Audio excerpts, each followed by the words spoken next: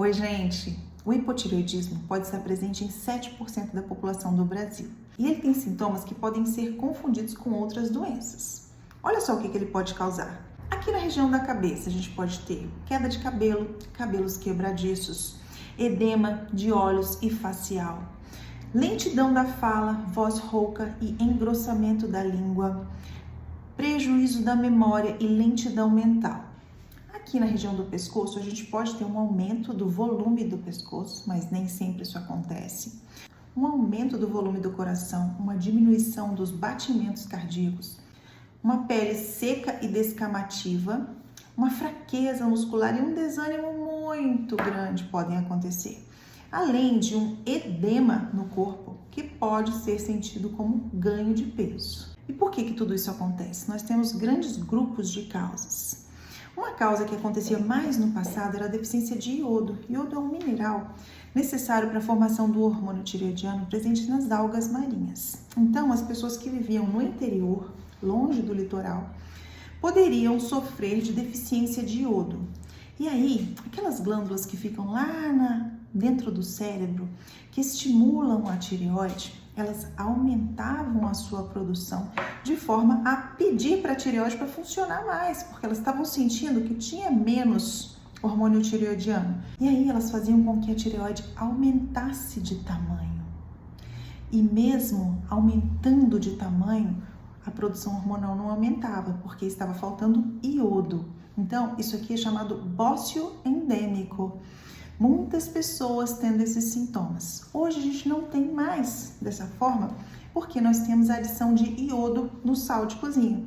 Então, aquele sal de supermercado que a gente compra, ele é fiscalizado pela Anvisa, de forma que a sua quantidade de iodo mínima necessária para o nosso bom funcionamento da tireoide seja garantida. Outra grande causa de hipotireoidismo é a tireoidite de Hashimoto.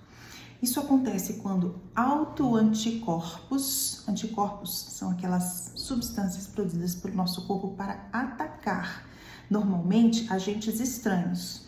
Mas autoanticorpos atacam células do próprio organismo, tecidos do próprio organismo. E em quem tem predisposição genética, isso pode acontecer. E esses autoanticorpos podem atacar a tireoide e começar a promover uma destruição da tireoide. E quando essa destruição chega num certo nível, pode começar a diminuição da produção de hormônios. E aí o corpo sente e começa a ter todos aqueles sintomas.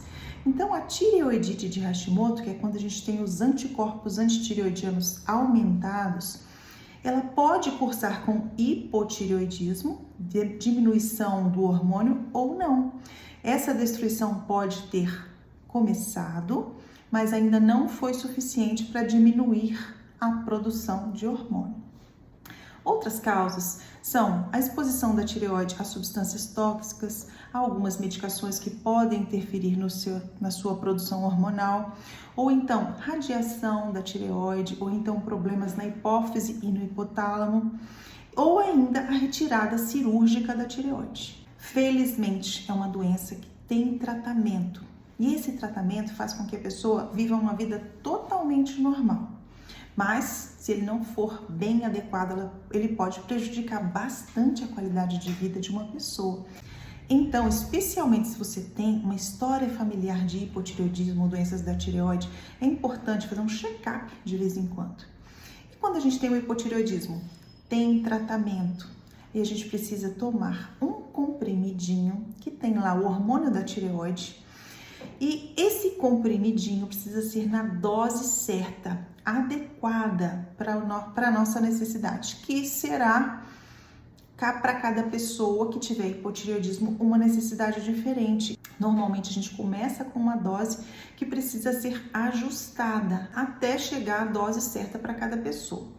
E essa tomada do comprimido precisa ser 1 hora antes das refeições.